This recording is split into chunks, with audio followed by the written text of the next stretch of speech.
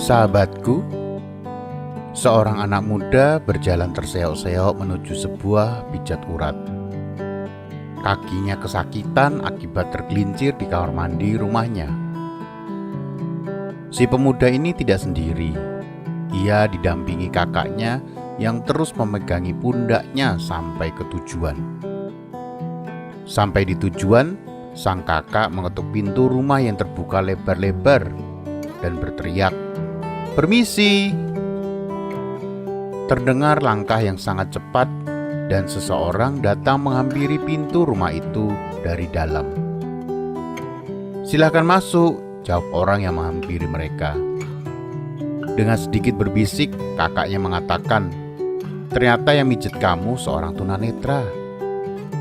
Suara kecil itu pun ternyata terdengar oleh si bapak yang usianya sekitar 50 tahunan. "Maaf mas, jangan panggil saya tunanetra. Panggil saja saya buta. Silahkan, ada keluhan apa?" Anak muda yang kakinya terkilir ini belum sempat menjawab, tapi si pemijat ini langsung menyentuh tangannya.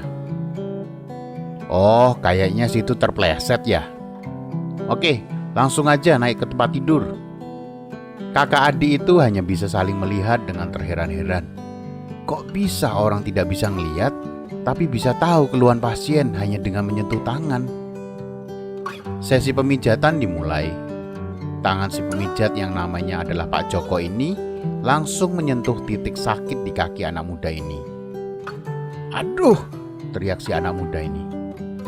Pak Joko merespon, "Nah, kalau ini sih untungnya baru otot, belum tulang. Kalau tulang yang bermasalah ya harus ke rumah sakit." Saat sesi pemijatan berlangsung, anak muda ini bertanya pada Pak Joko, "Maaf Pak, tadi kenapa Bapak bilang panggil saja buta bukan tunanetra? Kan lebih sopan kalau pakai kata tunanetra." "Alah mas," respon cepat Pak Joko.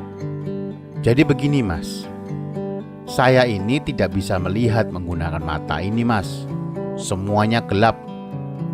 Kalau ada sinar matahari, saya bisa merasakan terang, tapi tetap saja buat saya itu gelap karena tidak bisa melihat apapun. Saya buta sejak kecil karena Tuhan yang kasih itu buat saya. Saya sih gak masalah dipanggil buta atau tunanetra, tapi sejujurnya saya lebih suka dipanggil buta karena saya memang buta. Selain itu, istilah tunanetra terkesan seperti orang buta yang tidak berdaya. Saya masih bisa menghidupi keluarga saya walaupun saya buta. Bayangkan, orang buta yang tidak seberuntung saya. Apa mereka mau dipanggil tunanetra yang tunawisma? Memang dasarnya manusia normal saja terlalu banyak menggunakan istilah tuna ini, tuna itu biar terdengar sopan, padahal itu sama saja mengkotak-kotakan kami.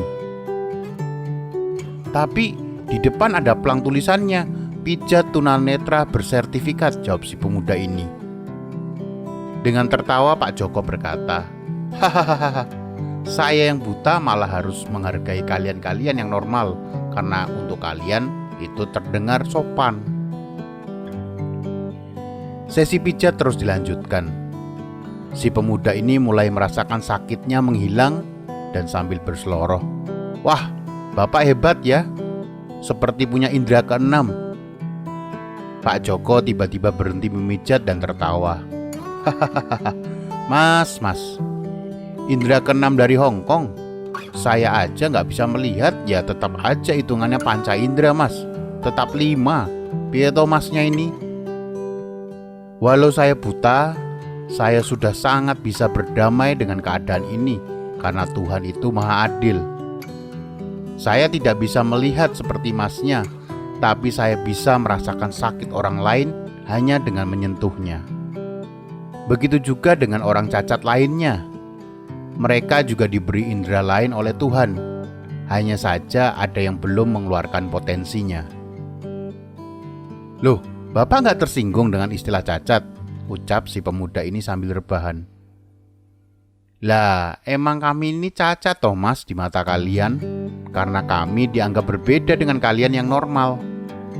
Satu set kursi, jika ada yang berbeda saja, kalian bilang cacat. Tapi di mata Tuhan, saya diberi kesempurnaan untuk bisa menikmati hidup ini. Sesi pijat akhirnya selesai.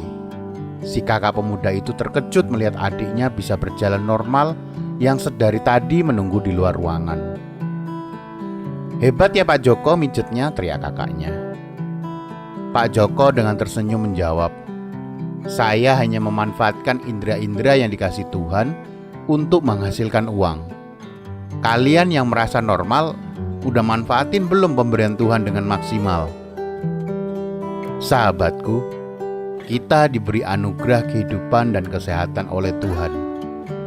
Tapi apakah kita sudah memanfaatkannya dengan maksimal?